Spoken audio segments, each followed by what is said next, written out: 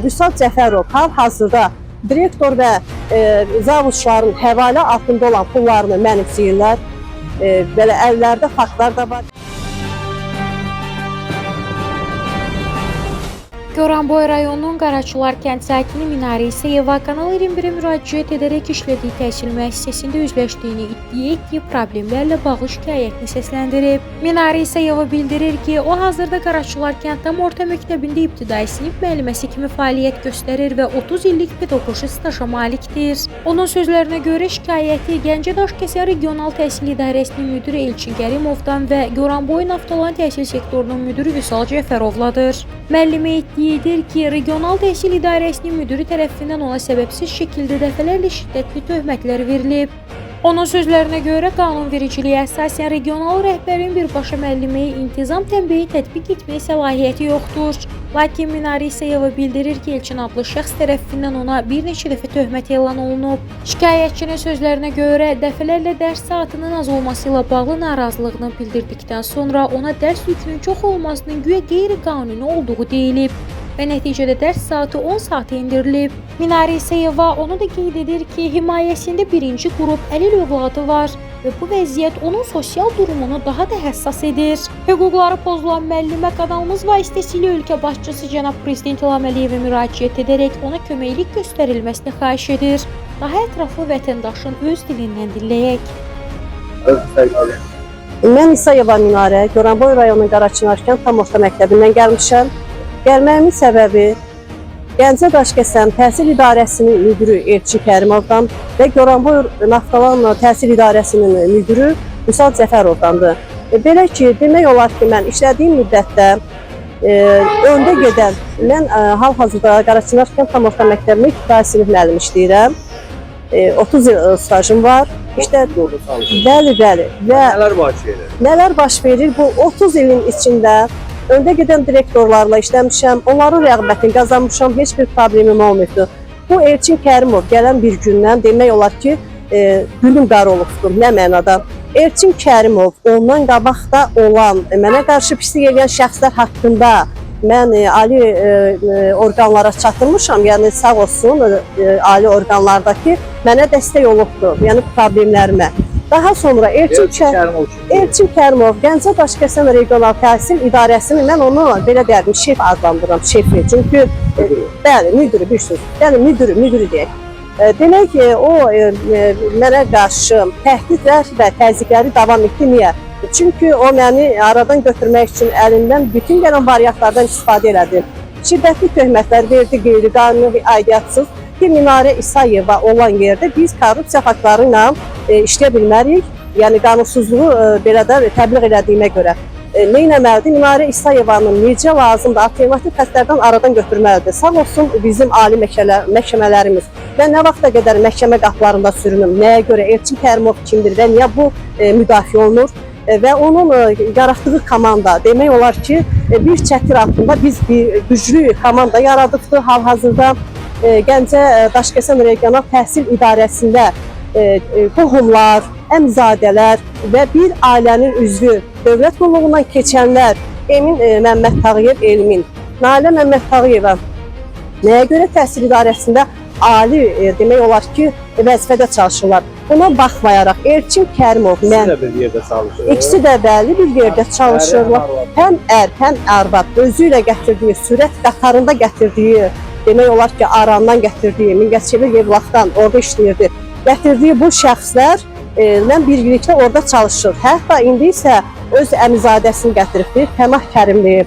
Sonra bir başqası. Yəni, çox xahiş edirəm ki, bir bu araşdırılsın, bunun əmək fəaliyyəti araşdırsın, görüm Elçin Kərimov nəyə görə sadə bir anıya, ötəsində birinci qrup əlili olan bir anıya qarşı belə bir sifarişlər verir. Mən Azərbaycan müəllimiyəm, cənab deməli, Ulu Öndərin bir şiarı var idi ki, mən müəllimdən yüksək yer üzündə adı tanımıram. Ancaq bugün Elçin Kərimov o səlahiyyətlərindən çox çərçivədən çıxdı, vəzifə səlahiyyətlərindən yüksək dərəcədə istifadə edir. Mən elə bilirəm ki, qanunvericilikdə belə bir təlimat yoxdur. Demək, dövlət... Sən nə deyir, konkret olaraq bax, deyirsən, Mən dəfələrlə onun Nə deyir? dəfələrlə onun qəbulunda olsam da o şəxsən mənə səni məhv edəcəm. Mənim özəlimdə böyük Səbəb imkanlarım var. nədir? Səbəb odur ki, o mənə deyir ki, sən qanunsuz, demək onun fikrindən belə çıxır ki, mənim dərs saatlarımın çox olması qanunsuzdur. Mən dərs saatlarım az olması haqqında ona fikrimi bildirəndə deyir, yox, mən sənə bu qədər dərs 10 saat o da nə müsibətlə veribdir. Onu mən başa düşə bilmirəm. Təlimatda belə şey var ki, regional təhsil idarəsinin müdiri dərs saatı bölsün. Niyə? Nəyə görə? Və sonra da mənə dəfələrlə şiddətli töhmət verilibdir. Və bunu da məktəb rəhbərliyi məhkəmə zalında özü etiraf elədi ki, mən Minarə müəllimə sizlə heç bir işim yoxdur. Mən əmr quluyam. Baxın bir söz deyir. Region müdürü müəlliməyə töhmət verə bilir. Xeyr, səlahiyyəti çatmır. Səlahiyyəti çatmır. Xeyr. Və sizə necə verir o? O tapşırıq əsnasında. Çünki mənim rəhbərim, yəni məktəbin direktoru deyir ki, mən işimi itirə bilərəm, özümü sığortalamaq üçün mən kiməm ki, əmr quluyam deyib elə mənim yerinə yetirməliyəm. Məktəb direktoru verir də. Bəli, bəli. Ancaq bunun Məktəb sifarişi direktoru da deyir ki, regionun göstərişi veribdir Vüsal Cəfərova. Vüsal Cəfərov da o şəxsdir ki, diaqnostik balı kifayətcə təhsil tələb etdiyi meyarlara cavab verməyən Vüsal Cəfərov necə bir gəlib orada belə rəhbərlik edir, başçılıq edir, mən bilmirəm. Hətta Vüsal Cəfərov hal-hazırda direktor və zavuşların həvalə altında olan pullarını mənimsəyirlər. Belə əllərdə faktlar da var, iddialar hələ çoxdur, hamısı da öz faktını tapır.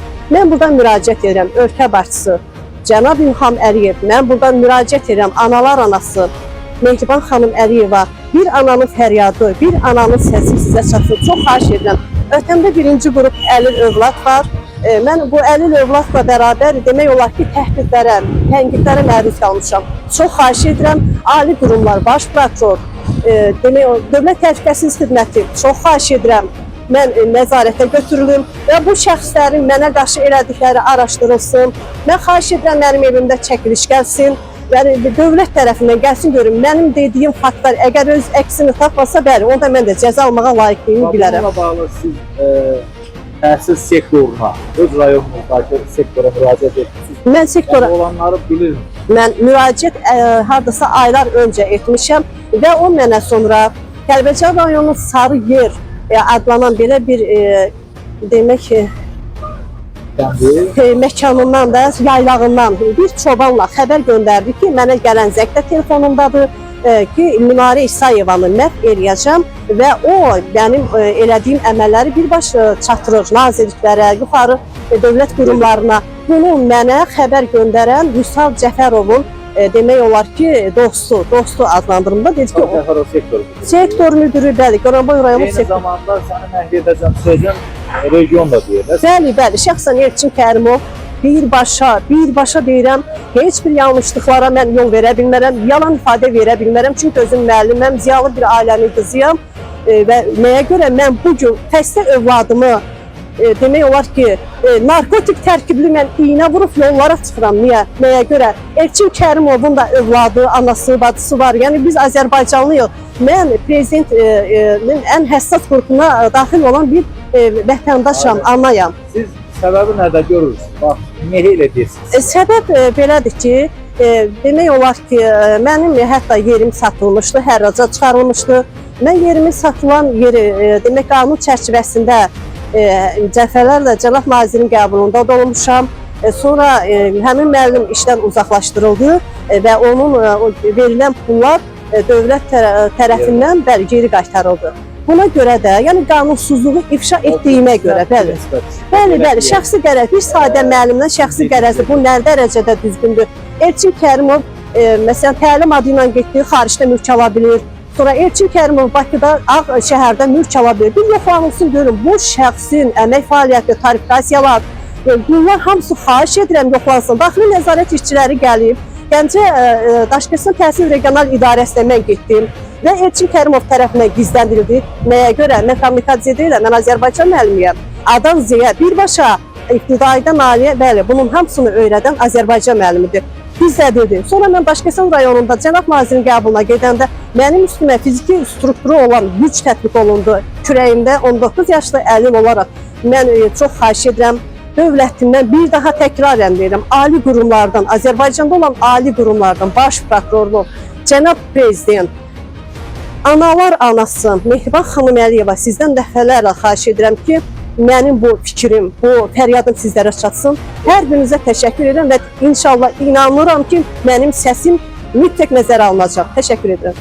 Sonda Kanal 21 olaraq onu da bildirək ki, səsləndirilən fikirlərə görə heç bir məsuliyyət daşımırıq və qarşı tərəfin də mövqeyini işıqlandırmağa hazırıq. Kanal olaraq ictimailəşdirmək bizim işimizdir, tədbir görmək və ümid isə adiyyəti qurumlara və Allaha qalır.